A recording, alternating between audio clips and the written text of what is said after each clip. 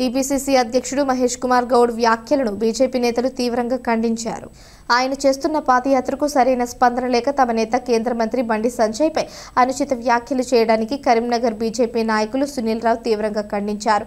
ప్రజా సమస్యలు తెలుసుకునే నాయకులు రాత్రి వేళల్లో చీకటి పడ్డాక యాత్రలు చేయడం హాస్యాస్పదంగా ఉందని అన్నారు.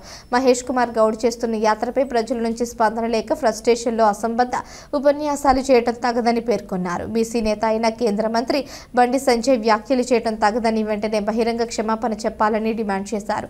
కార్యక్రమంలో కరీంనగర్ కు చెందిన పలువురు బీజేపీ మాజీ కార్పొరేటర్లు, నేతలు, కార్యకర్తలు ఉన్నారు. ఒక హిందూ సంరక్షకుని హిందువుల కోసం మీలాగా ఓట్ల కోసం మతపరమైన ఎంఐఎంకు దండగానటువంటి నాయకుడు, మీలాగా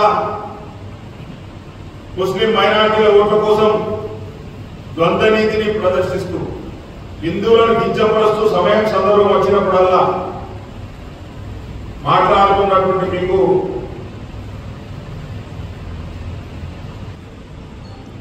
మీరు 8 మంది ఎంపీలు దొంగోటుతో గెలిచినట్టున్నారు. మిగతా 8 మంది ఎంపీలు ఎందుకు గెలవబోతున్నారు? దొంగోటుతో గెలిచే శక్తి మాకున్నట్టయితే కాంగ్రెస్ పార్టీ ఒక్క ఎంపీ కూడా గెలవలేకపోదు. ఆ విధంగా ఆ పరిస్థితి, ఆ అవకాశం కనుక ఉన్నట్టయితే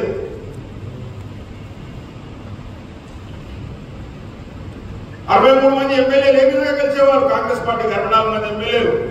ఒకవేళ దొంగ ఓట్లు వేసుకునే శక్తి కనుక భారతీయ జనతా పార్టీకి ఉన్నట్టయితే కాంగ్రెస్ పార్టీ అధికారంలోకి ఏ విధంగా వచ్చేది? ఇక్కడ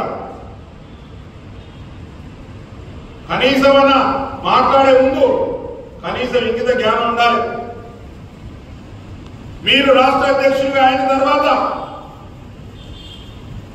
జరిగిన ప్రతి ఎన్నికల్లో ఓటమి ఎదుర్కొన్నారు. మీరు 2 ఎమ్మెల్సీ ఎన్నికలు వస్తాయి.